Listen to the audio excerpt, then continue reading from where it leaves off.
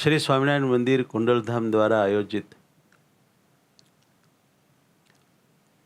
રવિ સભામાં આજે સંવત 2080 અષાઢ વદ આઠમ તારીખ 28/7/2024 રવિવારે શ્રી કુંડલધામમાં ભજન હોલમાં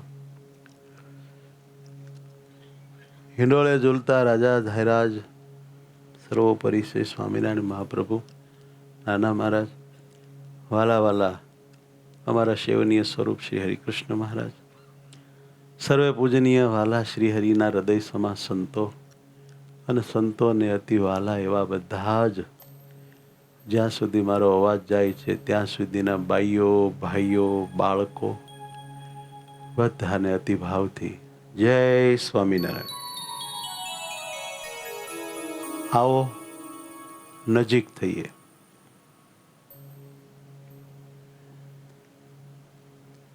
ભાગ 57 સ્માર્ટફોન.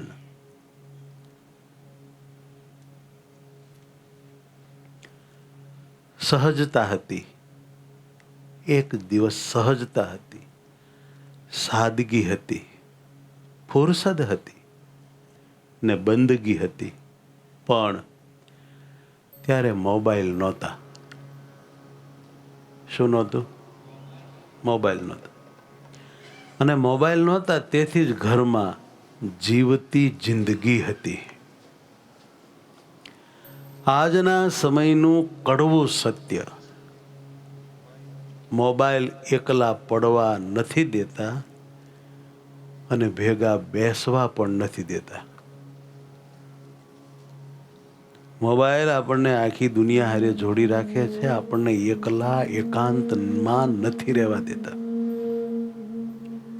એકાંતમાં ભજન કરવું હોય પણ જો મોબાઈલ હારે હોય તો આખી દુનિયા હારે હોય, વિષય માત્ર હારે હોય, ગ્રામ્ય વાર્તાનો બધો ખાંદો કીચડ ગટર ભેળી જ હોય. એટલે મોબાઈલ એકાંત નથી થવા દેતા અને મોબાઈલ ભેગા બધાને બેહવાય નથી દેતા. આ એની આડઅસર છે. ઇન્ટરનેટની શોધ, વાઈફાઈ, મોબાઈલની શોધ અનેક રીતે ઉપયોગી પણ છે. સર્વથા એને નકારી કઢાય એવી કોઈ સિચ્યુએશન નથી, પરંતુ એની આડઅસર છે, એને જાણી રાખવી જોઈએ. એની નુકસાનીને પણ આપણે હંમેશા નજર સામે રાખવી જોઈએ. નજર અંદાજ કદી ન કરાય. અને જો નજર અંદાજ કરીએ તો બહુ મોટી ખોટ ખાઈ બેસીએ અને મરતા સુધી પાછી એની ખબર ન પડે. કઠણાઈ થઈ જાય. અમૂલ્ય આ જિંદગીની કે જે જિંદગી પરમાત્માને સાક્ષાત પામવા માટે પ્રભુએ આપી છે, એમાં મોબાઈલ સપોર્ટ કરે તો એને વંદન, બાકી એમાં મોબાઈલ નડે તો એને લાખ વાર ધિક્કાર છે. એક નાનું એવું કુટુંબ છે. ઘરમાં 3 જ વ્યક્તિ છે, પતિ, પત્ની ને છોકરો. ભાઈનું નામ રાહુલ છે અને એના એક શ્રીમતી અને એનો 6 વર્ષનો બાબો હજુ પહેલા ધોરણમાં ભણતો હતો. આવું નાનકડું મજાનું સુખી કુટુંબ છે. રાહુલને આઈટીમાં સારી નોકરી હતી અને એમની પત્ની શહેરની એક શાળામાં શિક્ષિકાની જોબ કરતી હતી. રવિવારની રજામાં રાહુલ ઘરે સોફામાં બેઠો બેઠો એના સ્માર્ટફોનમાં મશગુલ હતો. આપણે બધા હોઈએ છીએ. અને એની પત્ની ડ્રોઈંગ રૂમના એક ટેબલ પર એના વર્ગના વિદ્યાર્થીઓના હોમવર્કની નોટો તપાસવા બેસી ગઈ. છેલ્લી નોટબુક વાંચ્યા પછી એકાએક આ સન્નારીની આંખમાંથી આંસુઓની ધાર થઈ. એક પણ શબ્દ બોલી શકતી નથી, મૂંગા મૂંગા રડ્યા કરે. વળી મોબાઈલમાંથી ખબર નહીં આની નજર કોણ જાણે કેમ હટી ગઈ. અચાનક પત્ની ઉપર નજર ગઈ. પત્નીને રડતી જોઈ એને થોડું આશ્ચર્ય થયું. એની પાસે જઈને કે શું થયું, કેમ રડે છે? કઈ નહીં, કહેતો ખરી. ગઈકાલે મેં મારા પહેલા ધોરણના વિદ્યાર્થીઓને એક વિષય ઉપર થોડું લખવાનું કહ્યું હતું. કયા વિષય ઉપર? તમારે શું બનવાની ઈચ્છા છે એ વિષય પર થોડા વાક્યો લખી લાવવાનું મેં હોમવર્ક આપ્યું હતું. અત્યારે હું એ નોટબુકો તપાસતી હતી. એમાંથી છેલ્લી એક નોટબુકનું લખાણ મારા હૃદયને સ્પર્શી ગયું, મારા કાળજાને હલબલાવી ગયું. એ વાંચીને મારા હૃદયમાં બહુ મને દુઃખ થયું અને એટલે જ હું રડી પડી છું. મારાથી રડાઈ જાય છે. પતિદેવે આશ્ચર્ય સાથે પૂછ્યું કે એ વિદ્યાર્થીએ એવું તો શું લખ્યું છે? એણે હું એવું લખ્યું છે નોટમાં કે તું આમ રડવા બેહી ગઈ છે? એની પત્ની કહે, તમને વાંચી સંભળાવું? વાંચ. આ વિદ્યાર્થીએ મારી ઈચ્છા એ શીર્ષક આપી નીચે લખ્યું છે કે મારી ઈચ્છા એક સ્માર્ટફોન બનવાની છે. શું? સ્માર્ટફોન બનવાની મારી ઈચ્છા છે. કેમ? કારણ કે મારા મમ્મી અને ડેડીને સ્માર્ટફોન બહુ જ ગમે છે. હું સ્માર્ટફોન બની જાઉં તો હું એને બહુ વાલો લાગુ ને. મારા મમ્મી પપ્પાને બહુ સ્માર્ટફોન ગમે છે. તેઓ એને હંમેશા હાથમાં ને હાથમાં જ રાખે છે, સાથમાં ને સાથમાં જ રાખે. તેઓ એમના સ્માર્ટફોનની એટલી બધી કેર રાખે છે, એટલી બધી કેર રાખે છે કે ઘણીવાર તેઓ મારી કેર રાખવાનું ભૂલી જાય છે. માટે મારે સ્માર્ટફોન બનવું છે. મારા ડેડી આખો દિવસ ઓફિસમાં કામ કર્યા કરે. આખો દિવસ કામ કર્યા પછી સાંજે જ્યારે ઘેર આવે છે ત્યારે એમને એમના સ્માર્ટફોન માટે સમય હોય છે, પણ મારા માટે સમય હોતો નથી, ટાઈમ હોતો નથી. મારા બાપને, અરે મારા અભ્યાસ વિશે પૂછવાનો પણ મારા બાપને કોઈ સમય હોતો નથી. મારા ડેડી અને મારા મમ્મી ઘરમાં કોઈ અગત્યનું કામ કરતા હોય ત્યારે પણ જો એમના સ્માર્ટફોનમાં રિંગ વાગે તો તરત જ બધું કામ એક બાજુ મૂકીને પહેલી રિંગે જ દોડીને સ્માર્ટફોન ઉપાડીને વાતો કરવા માંડી પડે. હેલો. કોઈ દિવસ હું રડતો હોઉં, દુઃખી હોઉં તો પણ મારા તરફ ધ્યાન આપતા નથી કે મારી દરકાર કરતા નથી મારા મમ્મી પપ્પા. એઓને એમના સ્માર્ટફોનમાં ગેમ રમવા માટે સમય છે, પણ મારી સાથે રમવાનો મારા માતા પિતાને સમય નથી.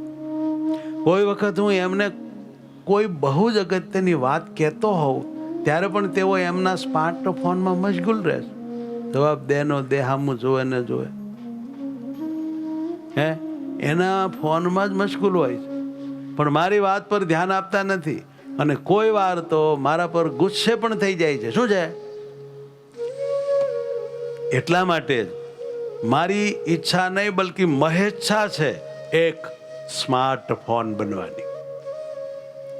ભગવાન મને સ્માર્ટફોન બનાવે. હે પ્રભુ, મને સ્માર્ટફોન બનાવો તો કેવું સારું કે જેથી હું મારા મમ્મી અને ડેડીની પાસે ને પાસે જ રહું.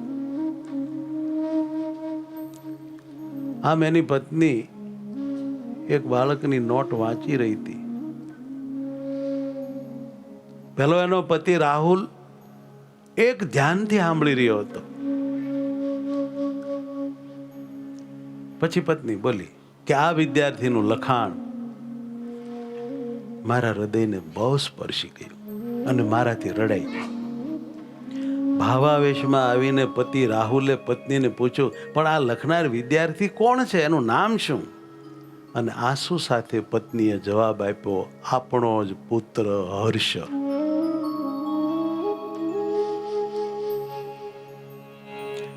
જ્ઞાન આપણાથી આપણો દુઃખી હોય પરિવાર.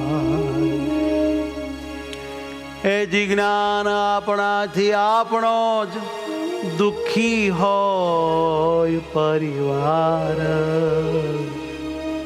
તેની ખબર પણ હોય નહીં આસક્તિ દુઃખાગાર. દુઃખસ્ય અગારમ એથી દુઃખાગાર. આસક્તિ આવી દુઃખનું ઘર છે. અગાર એટલે ઘર.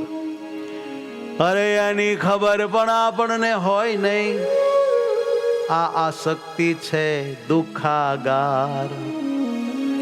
સહુની આસક્તિમાં જ ફરજ ચૂકે છે જ્ઞાન. એજી સૌની આસક્તિમાં જ ફરજ ચૂકે છે જ્ઞાન. જૂઠ ન મૂકે સાચું ન કરે તેનું ન હોય ભાન. હજી જૂઠ ન મૂકે અને સાચું ન કરે પણ તેનું એને ન હોય ભાન. આપણને સ્માર્ટફોન કરાવે છે બહુ ભૂલ. હજી આપણને આ સ્માર્ટફોન કરાવે છે બહુ ભૂલ. જ્ઞાન જલ્દી ચેતો તો સમય ન બગડે અમૂલ. એ જ જ્ઞાન જલ્દી જો ચેતો તો સમય ન બગડે અમૂલ. જે અમૂલ્ય સમય કેવળ માત્ર આપણી આસક્તિ પૂર્તિ કરવા માટે જ નથી. એ સમય આપણી ઘણી ફરજો અદા કરવા માટે છે. ખાસ ભગવાનનું ભજન કરવા માટે છે. માટે ધ્યાન રાખો, જે ફોનના અનેક ફાયદા છે એ જ ફોનના અનેક નુકસાનો પણ છે. જો ખ્યાલ નહીં રહે તો ફાયદા થવાને બદલે અપરંપાર નુકસાનો થશે અને એ નુકસાનોનું ક્યારેય આપણે ભર્યું નહીં કરી શકીએ. એ નુકસાન ભરપાઈ નહીં થાય અને મરી જઈશું બહુ મોટી ખોટ સાથે, મહણિયા બળી જશું. માટે સાવધાન. મોબાઈલ નામના એક નિર્જીવ રમકડાએ જીવતા રમકડાને ગુલામ કરી દીધા છે. કે મોબાઈલ નામના એક નિર્જીવ રમકડાએ જીવતા રમકડાને હાવ દાસ ગુલામ ગોલા બનાવી દીધા છે. ઘરે મહેમાન હવે ઓછા અને મોબાઈલમાં મેસેજ વધારે આવે છે. છતાં લોકો હજી એમ સમજે છે કે મોબાઈલ આપણને નજીક લાવે છે. ઘરે હવે મહેમાન ઓછા અને મોબાઈલમાં મેસેજ વધારે આવે છે, છતાં આપણે એમ સમજીએ છીએ કે મોબાઈલ આપણને નજીક લાવે છે. શું રાખ નજીક લાવે છે? વાલા ભક્તો, આજની પેઢીને ડોહાથી માંડીને નાના ભાઈ બાળકોને બધાને આ વાત જીવમાં કોતરીને રાખ્યા જેવી છે. આ આજની વાત છે. આજથી 25 વર્ષ પહેલા આ વાત કંઈ હોતી જ નહીં. કેમ? જે મોબાઈલ નહોતા. નવો યુગ એની નવી વાત, નવું સંશોધન એના નવા નુકસાન ને નવા ફાયદા. એનાથી આપણે વાકેફ રહેવું જોઈએ, નુકસાનોથી બચવું જોઈએ અને ફાયદાનો લાભ લેવો જોઈએ. સૌને ભાવથી જય સ્વામિનારાયણ.